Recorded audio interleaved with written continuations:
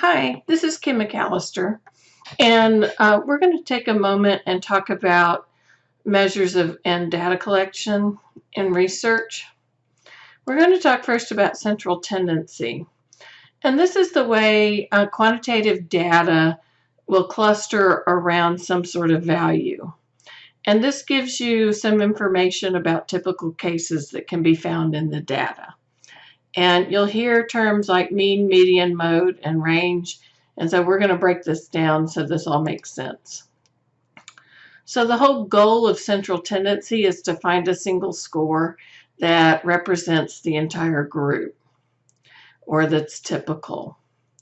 So let's say you are comparing scores with other people in your course and you want to figure out what the kind of the general trend was in how things went. You could put all your scores together and write them all out. So your data set could be a whole list of scores.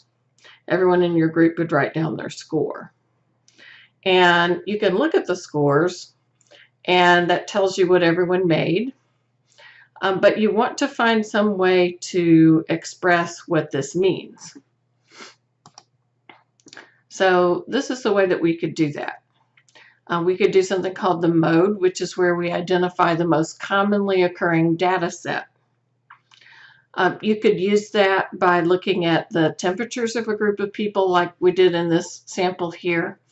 And you can see that there are all these different temperature findings. So what was the most commonly occurring temperature in this set? And if you guess 98.2, that is correct. You'll see it's listed 3 times. So that would be the mode. Another fun way of working with all of these is to take like a fun size set of Skittles or M&Ms and pour those out and line them all up and divide them this way. This is what I do when we do this in class because it's just kind of fun. So you can take the Skittles and like figure out how many are red, how many are blue, and write all that out in a list. Another thing you could look at, maybe you're looking at the response of patients to a particular treatment. Maybe you have some sort of new treatment for diabetes, and you want to see how that's impacting blood glucose scores. And so you could write down all the scores and look at that. So you can see this is a pretty useful thing for looking at what the most commonly occurring thing is.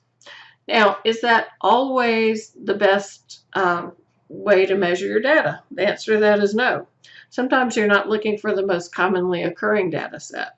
So let's look at some other things that we can do. Before we do that, let's go back and talk a little bit about some terminology with mode. Modality is the number of modes found in a set. So the modality of our example, let's see, we got 1, 2, 3, 4, 5, 6. So that would be the modality. Amodal would be a set without a mode, so there would just be a whole set of completely different values. Unimodal would be a data set with one mode, and that's what we had in this example. There was one mode.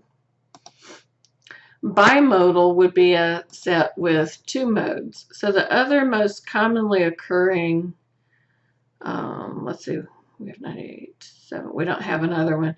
But let's say we had 2 that were 98.7. Actually, that we had 3 that were 98.7. Then we would have a bimodal set because there would be 3 at 98.2 and 3 at 98.7. So now let's look at some other ways that we can describe our data.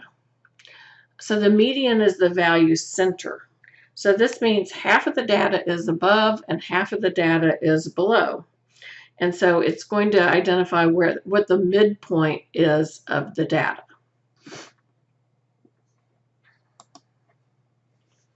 So let's take a look at these values and what would be the median. Now with this, we can find the central point because we've only got 5 pieces of data, so we don't really need to use this formula. But what if we had 500 pieces of data? Then rather than looking at it all, try to count it all out and figure that out. Let's say we didn't know how much data we had, or it was a really huge number. So then we could take our formula with n, that's the number of data values. So if we had 500, then it would be n plus 1, which would be 501. And then you would divide it by 2. And then that would tell you where the center was. Okay, 500 again, it's pretty easy to tell what the center of the data was. But what if it was 32,841? Okay, then that's a little bit harder to find. The mean is the most commonly used measure of central tendency. With this, you're going to add up all the data values and then divide by the number of values. So if you have 100 data values, you're going to add them all up and then divide by 100. And this is the most stable because if you draw repeated samples from the same population, you're going to see less variation in that than with the other two. And so the mean is often used when you're computing other statistics. So a little later, we're going to talk about some other statistics that we need to look at, and the mean is a part of a lot of those. So it's important to know that one. So here we have our 4 test results. We have 15, 18, 22, and 20. So the sum, we add all of those up, and that's 75. And then if you divide it by 4, you're going to get like 18.75, I think. Let's see, 75 divided by 4, 18.75, and that's your mean. So variability indicates how spread apart your scores are. And within variability, you'll have either homogeneous data where the data doesn't have a lot of variability, or heterogeneous data, which is wildly variable in a lot of different data.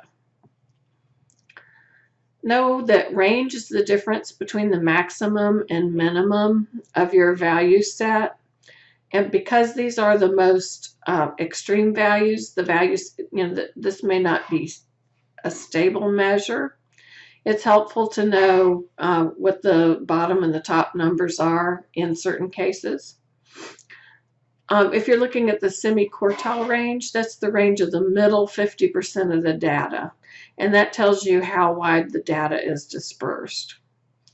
Percentile is the number or the number of cases that are at or below a specific score. And then standard deviation is also something that you need to know.